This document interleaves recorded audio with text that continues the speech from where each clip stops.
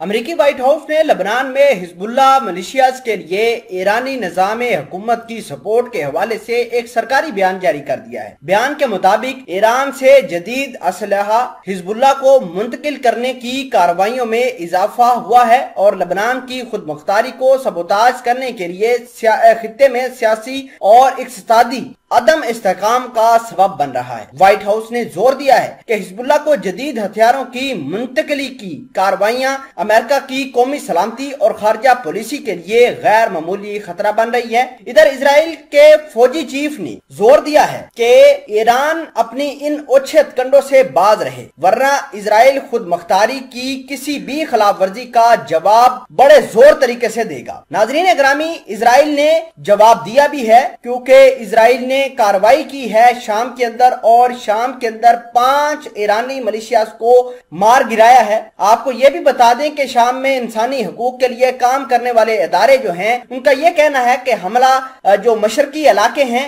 जिनमें हलब सफीरा नाम के इलाके हैं, वहां पर इजराइल ने कम अज कम 5 ईरानी नवाज जंगजू हलाक किए हैं अपनी फजाई कार्रवाई के अंदर। और ये जो बमबारी है, ये जो फजाई कार्रवाइयां हैं, ये आगे भी जारी रहेंगी। इस तरह के मामलात सामने निकल कर आ रहे हैं। मामलात को डिटेल के साथ समझेंगे, एक एक चीज आपके सामने रखेंगे। छोटी सी गुजारिश है कि आप हमारा यूट्यूब चैनल हसनात टीवी को सब्सक्राइब कर लें, घंटी के निशान को दबा लें, ताकि लेटेस्ट न्यूज आप तक बर वक्त पहुंचती रहे। नाजरीन ग्रामी, सबसे पहले हम हिजबुल्ला की बात करते हैं। तो हिजबुल्ला के बारे में यह कहा जा रहा है कि ईरान इनको अपने असले दे रहा है। ईरान ने बहुत सारा जो है असले के गोदाम जो है वो हिजबुल्ला को पहुंचाया है। इजरायली फौज के तर्जमान अद्दरी के मुताबिक लेबनान ढेर होता जा रहा है और इस सूरत हाल तक पहुंचने में हिजबुल्ला ने अहम किरदार अदा किया है। इसके बावजूद हम इस नवैयत की फायरिंग की इजाजत हरगज नहीं देंगे, जैसे कि आज सुबह सवेरे इजराइल के शमाली कस्बों की सिमत में की गई। आपको यह भी बता दें कि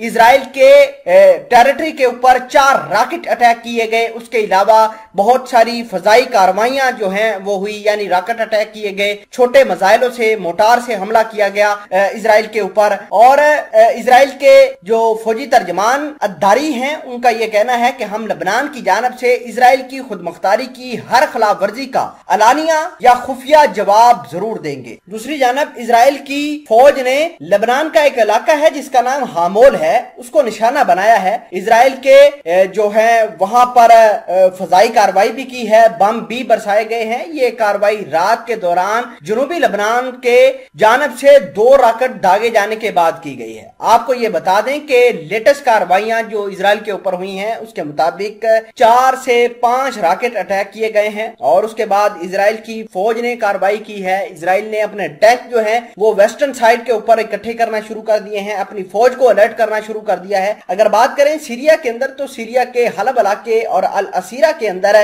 फजाई कार्रवाइयां की गई हैं, जिसके नतीजे में ईरान के मिलिशियाज के कंट्रोल में जो चीजें थी उनको निशाना बनाया गया है, उन इलाकों को निशाना बनाया गया है जहां पर ईरानी जंगजू मौजूद थे। तो अमेरिका और इजराइल अब सीधे हो गए हैं ईरान के खिलाफ, हिजबुल्ला के खिलाफ।